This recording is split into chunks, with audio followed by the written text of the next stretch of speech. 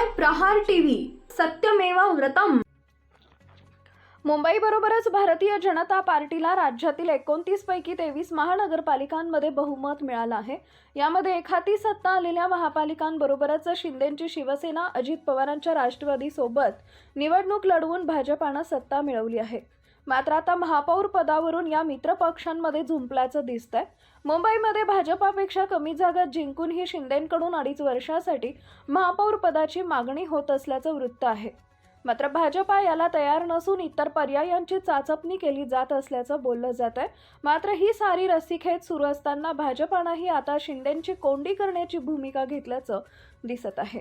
शिंदेंनी अधिक जागा जिंकलेल्या ठाणे आणि कल्याण डोंबिवलीमध्येही भाजपानं महापौर पदावर दावा करत जशास तशी भूमिका घेतली आहे। ही कोंडी लक्षात घेता आता शिंदेंच्या शिवसेनेनं भाजपाला धडा शिकवण्यासाठी थेट काँग्रेसची मदत घेण्याचं ठरवलंय की काय, अशी चर्चा सध्या कोल्हापूरमध्ये तरी सुरू आहे। याचे संकेत कोल्हापूरमधूनच आले आहेत। कोल्हापुरात काँग्रेस आणि शिंदेंची सेना एकत्र येण्याची शक्यता असल्याची जोरदार चर्चा आहे। याबद्दल जे 24 तासनं काँग्रेसचे नेते सतेज पाटील यांनी सूचक विधान केलंय। पडद्यामागे सुरू आहे ते जाहीर करू शकत नाही असं सतेज पाटलांनी म्हटलंय। त्यांच्या या सूचक विधानाचा अर्थ भविष्यात इथं बहुमतापासून अगदी हातांच्या बोटावर मोजता येतील एवढ्या जागा दूर असलेल्या काँग्रेसबाबत जाऊन शिंदेंची शिवसेना मुंबईतील वचपा करण्यासाठी भाजपला विरोधात बसवू शकते अशी शक्यता व्यक्त केली जाते आहे। मुंबईत एकनाथ शिंदेंना डावलले तर राज्यात वेगवेगळ्या ठिकाणी सत्तेमध्ये राहण्यासाठी शिंदेंकडून असंख्य पर्यायांची चाचपणी केली जात असल्याचं समजतंय। कोल्हापूर महानगरपालिकेमध्ये 81 जागा असून बहुमताचा आकडा हा 41 इतका आहे। या ठिकाणी सतेज पाटलांच्या नेतृत्वाखाली काँग्रेसनं 34 जागा जिंकल्यात। काँग्रेस हा सर्वात मोठा पक्ष ठरला असून तो बहुमतापासून केवळ 7 जागा दूर आहे।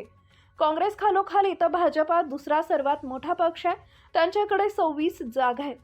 एकनाथ शिंदेंच्या शिवसेनेकडे 15 जागा आहेत आणि अजित पवारांकडे 4 तर उद्धव ठाकरेंकडे 1 जागा आहे। जनसुराज्य शक्ती पक्षाची ही 1 जागा निवडून आली आहे।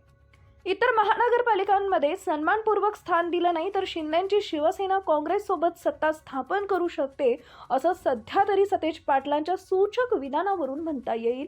असं झालं तर काँग्रेस शिंदे सेनेचे संख्याबळ 49 इतकं होईल। भाजपा आणि शिंदे गट युतीची काय स्थिती आहे?